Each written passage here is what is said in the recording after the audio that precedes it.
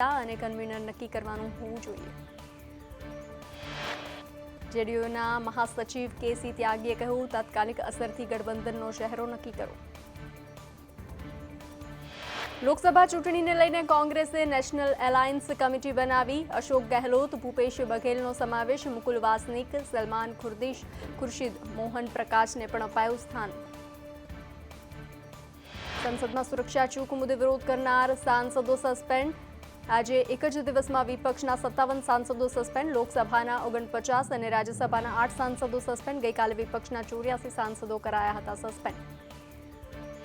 સંસદના શિયાળુ સત્રમાં અત્યાર સુધીમાં કુલ 141 સાંસદો સસ્પેન્ડ કરાયા। લોકસભાના 95 અને રાજ્યસભાના 46 સાંસદો સસ્પેન્ડ। ફારૂક અબ્દુલ્લા, મનીષ તિવારી, શશી થરૂર સસ્પેન્ડ।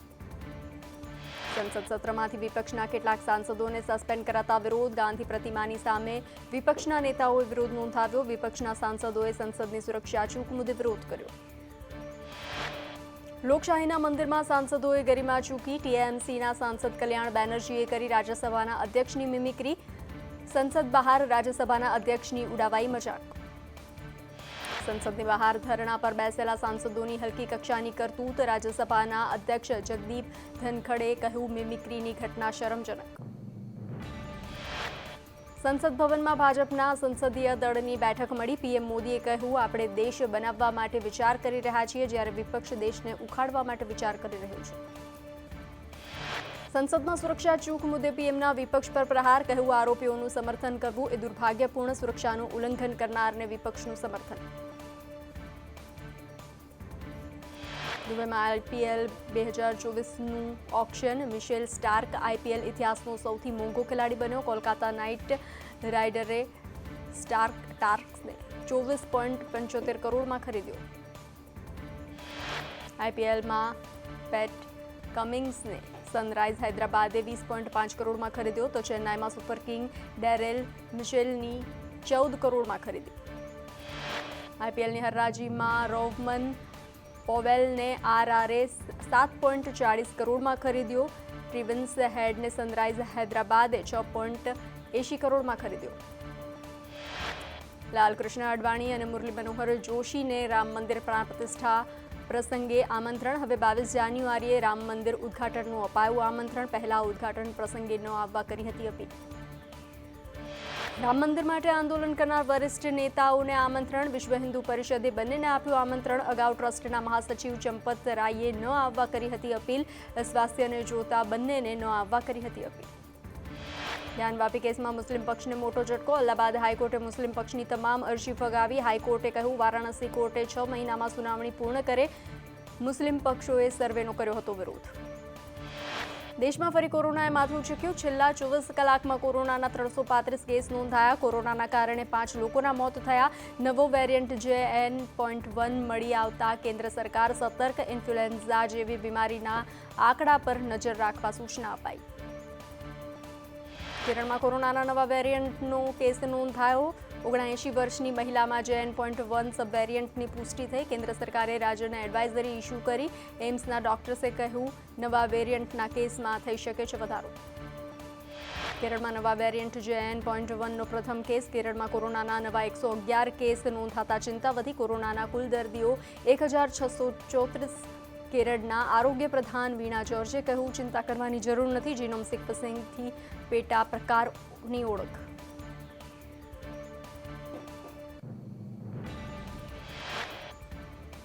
તામિલનાડુમાં ભારે વરસાદે મચાવ્યો કહેર। 7500થી વધુ લોકોને રાહત શિબિરમાં રખાયા। 800થી વધારે પર્યટકો તામિલનાડુમાં ફસાયા। સમુદ્ર તટના 4 જિલ્લામાં વરસાદની પરિસ્થિતિ વણસી। કન્યાકુમારી અને તિરુનેલવેલીમાં વરસાદી કહેર। તામિલનાડુના તુતિકોરિન અને તેનકાસીમાં વરસાદે તબાહી મચાવી। સતત 2 દિવસથી ભારે વરસાદ વરસતા રોડ રસ્તા અને અનેક સોસાયટીમાં પાણી ભરાયા। અનેક નદીઓ બે કાંઠે વહેતા ડેમ ઓવરફ્લો થયો। ભારે વરસાદના કારણે તામિલનાડુના તુતિકોરિનથી 8 ફ્લાઇટો રદ કરવામાં આવી, તો થુથુકુડી જિલ્લામાં રેલ વ્યવહાર ખોરવાતા પ્રવાસીઓ ફસાયા। એનડીઆરએફ અને એસડીઆરએફની રાહત અને બચાવ કાર્યમાં લાગી। હજુ 2 દિવસ ભારે વરસાદની સંભાવના। તામિલનાડુના થુથુકુડીના દક્ષિણી જિલ્લાઓમાં ભારે વરસાદના કારણે સામાન્ય જનજીવન પ્રભાવિત થયું. છેલ્લા 3 દિવસથી આ પ્રદેશમાં ભારે વરસાદ, જેને લઈને લોકોને ભારે હાલાકીનો સામનો કરવો પડી રહ્યો છે. રોડ રસ્તા પાણી જ પાણી. તામિલનાડુમાં ભારે વરસાદથી કહેર. છેલ્લા 24 કલાકમાં ભારે વરસાદને કારણે તામિલનાડુમાં high availability disaster recovery mission માટે એરફોર્સના હેલિકોપ્ટર તૈનાત કરાયા. સગર્ભા મહિલા અને 1 થી 5 વર્ષની બાળકી સહિત 4 મુસાફરોને સુરક્ષિત રીતે મદુરા લઈ જવામાં આવ્યા. તામિલનાડુના થુથુકુડીમાં વરસાદે કહેર મચાવ્યો. ભારે વરસાદને કારણે થુથુકુડીના ઘણા ભાગોમાં પાણી ભરાયા હોવાથી સામાન્ય જનજીવન ગંભીર રીતે પ્રભાવિત થયું. તામિલનાડુના તિરુનેલવેલીમાં ભારે વરસાદે વિનાશ વેર્યો. બાદમાં બચાવ કામગીરી હાથ ધરાઈ. ભારે વરસાદના કારણે ચારે તરફ પાણી જ પાણીના દ્રશ્યો સામે આવ્યા. વર્ષિયાળે દક્ષિણ ભારતના તામિલનાડુમાં 12 મેઘખાંગા. તામિલનાડુના અનેક શહેરોમાં છેલ્લા 1 અઠવાડિયાથી અત્યંત ભારે વરસાદ. શહેરોમાં પાણીની નદીઓ વહેતી થઈ. તામિલનાડુના તિરુનેલવેલી જિલ્લામાં સતત ભારે વરસાદને કારણે મણિમુથુર ધોધ ઓવરફ્લો થઈ ગયો છે. હવામાન વિભાગે કમોસમી વરસાદની આગાહી વ્યક્ત કરી. સૌરાષ્ટ્રના કેટલાક ભાગોમાં હળવા વરસાદની સંભાવના. અમરેલી, રાજકોટ, દ્વારકામાં હળવા વરસાદની આગાહી. આગામી 24 કલાકમાં કમોસમી વરસાદ પડી શકે છે. 3 દિવસ બાદ ફરી તાપમાનમાં ઘટાડો થતાં ઠંડી અનુભવાશે. સૌથી ઓછું તાપમાન નલિયામાં 11.8 ડિગ્રી નોંધાયું. અમદાવાદમાં 15.6 ડિગ્રી તાપમાન નોંધાયું. આગામી 3 દિવસ વાદળછાયું વાતાવરણ રહેવાની સંભાવના. ગુજરાતમાં જામ્યો ઠંડીનો માહોલ. 11 ડિગ્રી સાથે નલિયા રાજ્યનું સૌથી ઠંડુગાર શહેર બન્યું. તો અમદાવાદમાં 15.5 ડિગ્રી તાપમાન, કંડલામાં 13 ડિગ્રી તાપમાન નોંધાયું. જ્યારે પાટનગર, ગાંધીનગરમાં તાપમાન 13 ડિગ્રીએ પહોંચ્યું.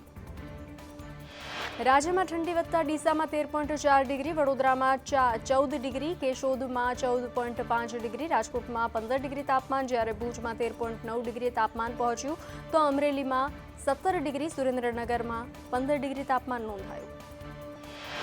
ઉત્તર ભારતમાં શીતલહેર. જમ્મુ કાશ્મીર, ઉત્તરાખંડ, હિમાચલમાં હિમવર્ષા થતાં લેહમાં તાપમાનનો પારો -10.4 ડિગ્રીએ પહોંચ્યો. તો ગુલમર્ગમાં -8 ડિગ્રીએ, પહેલગામમાં -5.8 ડિગ્રી, જ્યારે કુપવાડામાં -2.2 ડિગ્રી તાપમાન નોંધાયું. તો શ્રીનગરમાં 0.5 ડિગ્રી તાપમાન નોંધાયું. હિમાચલમાં ભારે ઠંડીથી પાઇપલાઇન્સ જામ થવા લાગી. કુલ્લુ, મનાલી, બંજર સહિત અનેક વિસ્તારોમાં ભારે ઠંડી. પહાડો પર બરફવર્ષાને કારણે મેદાની વિસ્તારોમાં ઠંડી વધી. ઉત્તર ભારતમાં ઠંડી વધી. પહાડી વિસ્તારોમાં હિમવર્ષા થતાં અનેક રાજ્ય ઠંડીમાં તૂટવાયા. માઉન્ટ આબુમાં -1 ડિગ્રી તાપમાન નોંધાયું. તો સિકરના ફતેપુરમાં 3.9 ડિગ્રી તાપમાન નોંધાયું. પહાડોમાં ભારે હિમવર્ષા બાદ કડકડતી ઠંડી. કાશ્મીરના ગુલમર્ગમાં બરફ હટાવવાની કામગીરી શરૂ કરવામાં આવી. ગુલમર્ગમાં ગઈકાલે ભારે હિમવર્ષા થઈ હતી. પહાડો પર બરફવર્ષા થતાં ઉત્તર ભારતમાં ઠંડી વધી.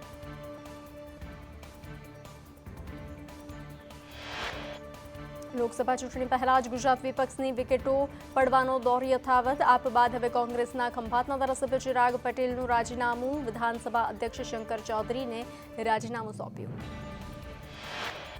ચિરાગ પટેલના રાજીનામા બાદ કોંગ્રેસના ધારાસભ્યોની સંખ્યા 16 થઈ. હજુ 1 અઠવાડિયામાં પહેલા જ વિસાવદરના આપના ધારાસભ્ય ભૂપત ભાયાણીએ રાજીનામું આપ્યું હતું. રાજીનામા બાદ ચિરાગ પટેલનું નિવેદન. કોંગ્રેસમાં ગૂંગળામણ અનુભવાય છે. 5 રાજ્યોમાં ચૂંટણીના પરિણામોમાં ભાજપ છવાયું. કોંગ્રેસની સરકાર હતી તે રાજ્યોએ પણ કોંગ્રેસને નકારી. ચિરાગ પટેલે કટાક્ષ કરતા કહ્યું કે બોલવાનું કંઈ, કરવાનું કંઈ એવી કોંગ્રેસની માનસિકતા. આવી માનસિકતા હોય ત્યાં કામ ન કરી શકાય. મારા વિસ્તારના લોકોની જ આ ભાવના હતી.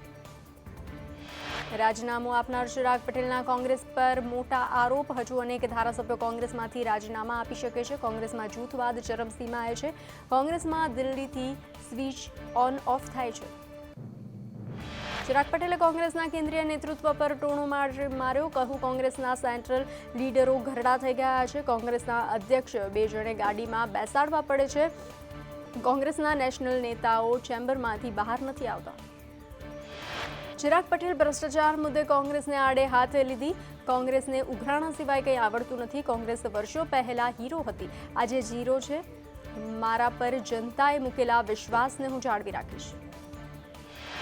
કોંગ્રેસના ધારાસભ્ય ચિરાગ પટેલના રાજીનામાને લઈ કોંગ્રેસના નેતા હિંમતસિંહ પટેલની પ્રતિક્રિયા. કહ્યું અંગત સ્વાર્થના કારણે ધારાસભ્યો રાજીનામા આપતા હોય છે. એકાદ ધારાસભ્યના રાજીનામાથી કોંગ્રેસ પાર્ટીને કંઈ ફરક પડે તેમ નથી. ધારાસભ્યોના રાજીનામા મુદ્દે પ્રવક્તા મંત્રી ઋષિકેશ પટેલનું નિવેદન. કહ્યું, કોંગ્રેસના નેતૃત્વને લીધે ધારાસભ્યો નારાજ છે. ખરાબ નેતૃત્વને લીધે આવું જ થઈ રહ્યું છે.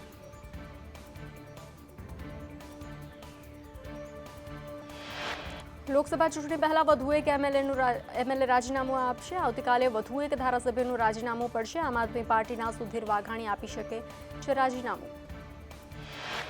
આપ નેતા સુદાન ગઢવીનું નિવેદન. કહ્યું, ગુજરાતમાં આપ મજબૂત છે. આપના એક પણ ધારાસભ્ય ક્યાંય જવાના નથી. 4 ધારાસભ્યો આપમાં જ રહેવાના છે. ભાજપના ઇશારે મીડિયા નામ ચલાવી રહી છે. ભાજપની તાકાત હોય તો ખેડૂતોનું દેવું માફ કરી બતાવે. કોઈપણ પાર્ટીમાંથી રાજીનામા પડે તે દુઃખદ બાબત છે. આપના ધારાસભ્ય ઉમેશ મકવાણાનું નિવેદન સામે આવ્યું. આપના ધારાસભ્ય ભાજપમાં જાય છે. મીડિયાના મારફતે માહિતી મળી છે. અમે આપ વતી ખંડન કરીએ છીએ. અમારા દરેક ધારાસભ્ય અમારા સંપર્કમાં છે. કોઈપણ ધારાસભ્યની ભાજપમાં જોડાવાની વાત અફવા. ભાજપ વિપક્ષને દબાવી રાજીનામા અપાવે છે. અમે સખત શબ્દોમાં તેને વખોડીએ છીએ. સરકાર ખેડૂતોના દેવા માફ કરે તો અમે ભાજપમાં આવી જઈએ. ઉમેશ મકવાણાએ કહ્યું, સારું શિક્ષણ મળે, સારા દવાખાના બને તો અમે બધા ધારાસભ્યો સાથે ભાજપમાં આવી જઈએ. અમે રાજકારણ કરવા માટે નથી આવ્યા. કોંગ્રેસના ધારાસભ્ય અમિત ચાવડાનું નિવેદન. કહ્યું, લોકશાહી માટે આ દુર્ભાગ્યપૂર્ણ. કોંગ્રેસને જનતાએ વિપક્ષની જવાબદારી સોંપી. સંખ્યા ઓછી હોવા છતાં કોંગ્રેસે લડ્યું છે. કોંગ્રેસે સકારાત્મક ભૂમિકા ભજવી છે. વધુમાં અમિત ચાવડાએ કહ્યું, ભાજપ સામ દામ દંડ ભેદથી વિપક્ષ નબળો પાડે છે. થોડા દિવસ પહેલા એક એમએલએ પાસે રાજીનામું અપાવ્યું.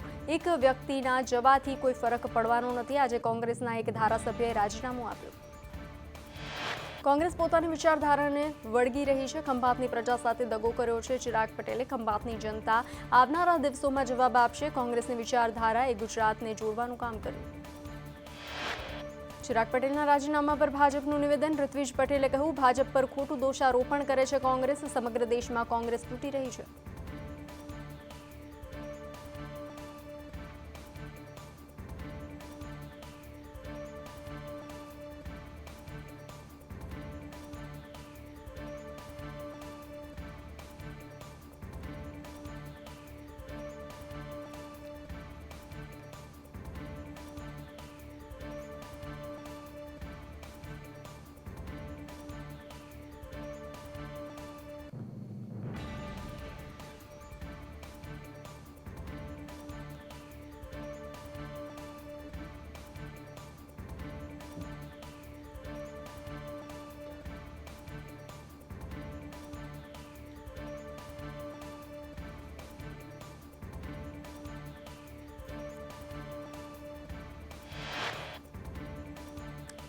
રાજકોટમાં આનંદ નર્સિંગ કોલેજમાં ભોજનમાં ઈયળ નીકળતા વિદ્યાર્થીઓનો હોબાળો. એનએસયુઆઈએ કોલેજમાં રામધૂન બોલાવી નોંધાવ્યો વિરોધ. ભોજનમાં ઈયળનો વિડીયો થયો હતો વાયરલ. મૂળ ધોરાજીમાં ખેડૂતો દ્વારા વિરોધ પ્રદર્શનમાં પોતાના ખેતરમાં જ ડુંગળીમાં સમાધિ કાર્યક્રમ યોજાયો. ડુંગળીની નિકાસબંધીને લઈ ખેડૂતોમાં રોષ. ખેડૂતોએ સરકાર આ નિકાસબંધીનો નિર્ણય પાછો ખેંચે તેવી માંગ. સાવરકુંડલાના એપીએમસીના વિવાદમાં થયું સમાધાન. વેપારીઓની હડતાલ અચોક્કસ મુદત માટે સમેટાઈ. આજથી સાવરકુંડલા એપીએમસીમાં જાહેર હરાજી શરૂ. છેલ્લા 4 દિવસથી એપીએમસીમાં જાહેર હરાજી હતી બંધ. વાંકાનેર સિટી પોલીસના 3 કર્મચારીઓની બદલી. નકલી ટોલ નાકા પ્રકરણમાં બદલી થયાની ચર્ચા. આરોપી પકડવા નિષ્ફળ પોલીસે ડી સ્ટાફના જવાન બદલ્યા.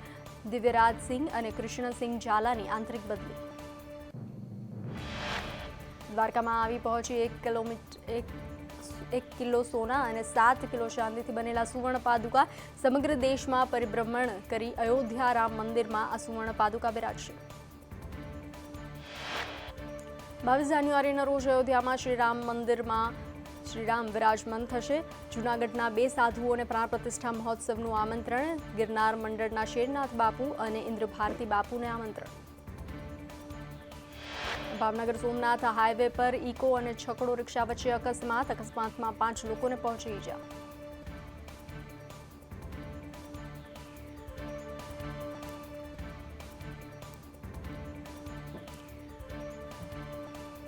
આણંદમાં જાહેરમાં મેડિકલ વેસ્ટ નાખતા સ્થાનિકોમાં રોષ. સિરપની બોટલો, દવાના ટીપા જાહેર રોડ પર નિકાલ કરવામાં આવ્યો.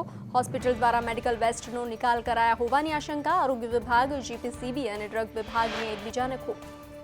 પાલનપુરના ગઢ નજીક કેનાલનું નાડું તૂટ્યું. કેનાલમાંથી પાણી છોડતા ભ્રષ્ટાચારની પોલ ખુલી. પાણી છોડાતા 65 લાખના ખર્ચે બનેલું નાડું તૂટ્યું. નાડું તૂટી જતા લાખો લીટર પાણીનો થયો વેડફાટ. થરાદમાં નર્મદા નિગમના અધિકારીઓ ઉતર્યા પ્રતિક ઉપવાસ પર. હાથમાં કાળી પટ્ટી બાંધી ઇજનેરોએ વિરોધ નોંધાવ્યો. 5 બેન્ચોની ભરતીમાં ઇજનેરને પ્રમોશન ન આપ્યાનો આક્ષેપ સાથે વિરોધ. બનાસકાંઠામાં દિવસે વીજળી આપવાની માંગને લઈ ભારતીય કિસાન સંઘની રેલી. વડગામ તાલુકા સંઘથી વડગામ વીજ કચેરી સુધી રેલીનું આયોજન. માંગ નહીં સંતોષાય તો આંદોલનની ઉચ્ચારી ચીમકી. અમદાવાદમાં વેજલપુરના પીઆઈ રાજવીના મેસેજ કાંડ બાદ ઓડિયો ક્લિપ વાયરલ. પોલીસ કર્મીએ યુવકને બીભત્સ ગાળો બોલી પોલીસ મથકે આવવા દબાણ કર્યું. યુવકે કમિશનર સહિત ઉચ્ચ અધિકારીને કરી રજૂઆત. અમદાવાદમાં સ્માર્ટ ઇન્ડિયા હેકાથોન 2023નું આયોજન. કાર્યક્રમમાં સીએમ ભૂપેન્દ્ર પટેલ અને આરોગ્ય મંત્રી ઉપસ્થિત રહ્યા. 9 સમસ્યાનું સોલ્યુશન કરવા વિદ્યાર્થીઓને ચેલેન્જ અપાઈ. આઈટી બેઝ સમસ્યાઓનું વિદ્યાર્થીઓ કરશે સમાધાન. રાજ્યવ્યાપી સૂર્ય નમસ્કાર અભિયાન સ્પર્ધાનો શુભારંભ કરાયો. રાજ્ય ગૃહમંત્રી હર્ષ સંઘવીએ સ્પર્ધાનો પ્રારંભ કરાવ્યો. રાજ્યના તમામ ગામડાઓમાં 20,000થી વધારે સ્થળોએ એક સાથે શુભારંભ થયો. એમએલએ શૈલેષ સોટાના નામે ફેક ફેસબુક એકાઉન્ટ. શૈલેષ સોટાએ સોશિયલ મીડિયા મારફતે આપી માહિતી. લોકોને નકલી ફેસબુક આઈડીથી ન છેતરાવા કરી અપીલ. કલોલના તેરસાપરા ગામે એસટી બસ વીજ ડીપીમાં ઘૂસી ગઈ. બસમાં સવાર 40 મુસાફરોનો બચાવ. ડીપી વીજ સપ્લાય બંધ હોવાથી મુસાફરો સુરક્ષિત. બસ કલોલથી હિંમતનગર જવા નીકળી હતી. વડોદરામાં હાર્ટ એટેકથી વધુ એકનું મોત. સ્વિમિંગ બાદ સ્નાન કરવા જતા આધે ઢળી પડ્યા. સ્વિમિંગ કરીને બહાર નીકળ્યા બાદ એટેક આવ્યો. સારવાર દરમિયાન તબીબે મૃત જાહેર કર્યો. ગોધાવી જમીન કૌભાંડ મુદ્દે પોપ્યુલર બિલ્ડર રમણ પટેલને કોર્ટે રાહત આપી. ગ્રામ્ય કોર્ટે જામીન અરજી મંજૂર કરી. આખરે જેલની બહાર આવશે રમણ પટેલ. 30 ઓગસ્ટ 2020થી હતા જેલવાસમાં. રાજકોટમાં અસામાજિક તત્વો બન્યા બેફામ. લુખા તત્વોએ 6 થી 7 બાઇકમાં તોડફોડ કરી. ગુરુપ્રસાદ ચોક નજીક અંકુર રોડ પર તોડફોડની બની ઘટના. રાજકોટમાં એસટી મુસાફરો અને કર્મચારીઓ વચ્ચે બબાલ. બસ મુદ્દે ફરિયાદ કરવા આવેલા મુસાફરોને હાલાકી. મુસાફરોને પોણો કલાક સુધી ફરિયાદ બુક ન આપી. મોરબી જવા માટે એક જ સમયે 2 બસ મુકાતા બબાલ. ગાંધીનગરમાંથી નકલી જીએસટી અધિકારી પકડાયો. એલસીબીએ કમલેશ પંચાલ નામના વ્યક્તિની કરી ધરપકડ. વેપારીને ત્યાં રેડ કરવા પહોંચ્યા હતા. જીએસટી ઓફિસરના નામે પૈસા માંગ્યા હોવાની ફરિયાદ નોંધાઈ હતી. સુરતમાં એમડી ડ્રગ્સ કાંડમાં વધુ એક ઝડપાયો. ડ્રગ્સ પેડલર ફારૂક ઉર્ફે અવલીનીની ધરપકડ. અગાઉ સંતોષ ફારૂક લક્કી શંભુ પ્રસાદ પટેલ ઝડપાયો હતો. પેડલર સંતોષ 8.9 ગ્રામ ડ્રગ્સ સાથે પકડાયો હતો. રાંદેર ટાઉન ડ્રગ્સ પેડલરનું હબ બન્યું.